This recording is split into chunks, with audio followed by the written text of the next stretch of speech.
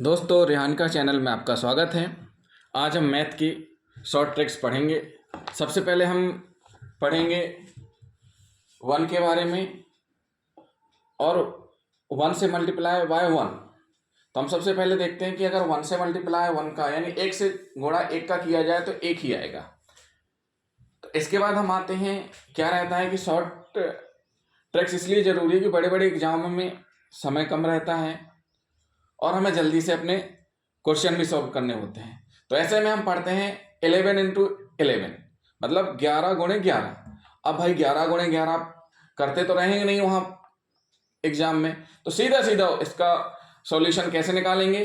तो देखिए 11 और 11, तो हम क्या देखेंगे कितने 1 है। 11 में 2 1 आ रहा है, 1 और 2, तो हम इन दोनों 1 को 1 + 1 2 जोड़ देंगे। जोड़ने के बाद कितना आएगा 2। अब हमें करना क्या है कि जो भी जोड़ने के बाद संख्या आ रही है, जैसे 1 + 1 को जोड़ा 2 आया, तो हम 2 को क्या करेंगे मिडिल में लिखेंगे, मिडिल में लिख देंगे। अब 2 के पहले क्या है, क्या आता है 1 आता है, और ऐसे 2 के पीछे भी 1 लिख देना हमें। तो आपका आंसर कितना आ गया 121। तो इसका मतलब ये हुआ कि सबसे पहले हमें कितने 1 हैं ये देखना है, फिर उसके बाद उन सभी 1 को जोड़ना है। जोड़ने के बाद जो भी योग आता है उसको बीच में लिखना है। उसके पहले कितने अक्षर हैं, जैसे 2 के पहले 1 आता है वो लिखना है, और पीछे भी वही लिखना है जो कि हमने आगे लिखा है। तो हमने आगे क्या लिखा 1 लिखा है, तो पीछे भी हमें 1 ही लिखना है। तो आपका 1 to 1 हो गया। अब दोस्तों आगे चलते हैं। अगर हमें 111 गुणे 111 करना है, फिर हम क्या करेंगे, तो 111 गुणे 111 करना है तो हमें सीधा सीधा देखना है कि कितने 1 हैं, 1 2 3, यानी कि टोटल 3 1 हैं। तो हम क्या करेंगे, तीनों को आपस में ऐड करेंगे। तो हमने ऐड किया, कितना आया 3। अब हमें क्या करना है 3 लिखना है। अब हमको क्या करना है 3 लिखना है बीच में। तो 3 के पहले कितने आते हैं 1 और 2। 3 के पहले कितने आते हैं 1 और 2। तो जो भी हम 3 के पहले लिखते हैं वो हमें 3 के बाद भी लिखना है। तो हमने क्या देखा, टोटल योग आया हमारा 3। 3 के पहले क्या आ रहा है 2 और 1, तो हमने आगे क्या लिखा है 1 और 2 लिखना है, तो हमको पीछे भी 2 और 1 लिखना है। इतना अंतर है, यानी सबसे पहले 3 2 1 लिखना है, फिर उसके पीछे 3 2 1 मतलब उसके आगे 3 2 1 लिखना है, उसके पीछे भी 3 2 1 लिखना है। ऐसे पढ़ेंगे कि हमने बीच से क्या किया, बीच में हमने सबसे देखा 3 के पहले क्या आ रहा है 2 और 1, तो हमें पीछे क्या लिखना है 2 और 1 पीछे भी लिखना है। अगर हम देखें कि अब देखिए 1111, अभी हमने क्या देखा 111 बस। अब आ गया 1111, इसको कैसे मल्टीप्लाई करेंगे। तो इसका भी वही सेम ट्रिक है कि भाई पहले देखना है कि कुल 1 कितने हो रहे हैं। तो 1111 में कुल 1 हो रहे हैं 4, यानी 1 2 3 4, 1 2 3 4, तो टोटल 1 का योग कितना हुआ 4। अब हम क्या करेंगे, सबसे पहले बीच में लिख दिया 4। 4 के पहले क्या आ रहा 3 2 1, हमने 4 के पहले क्या लिखा 3 2 1, तो हम 4 के पीछे भी 3 2 1, तो ये आपका आंसर हुआ।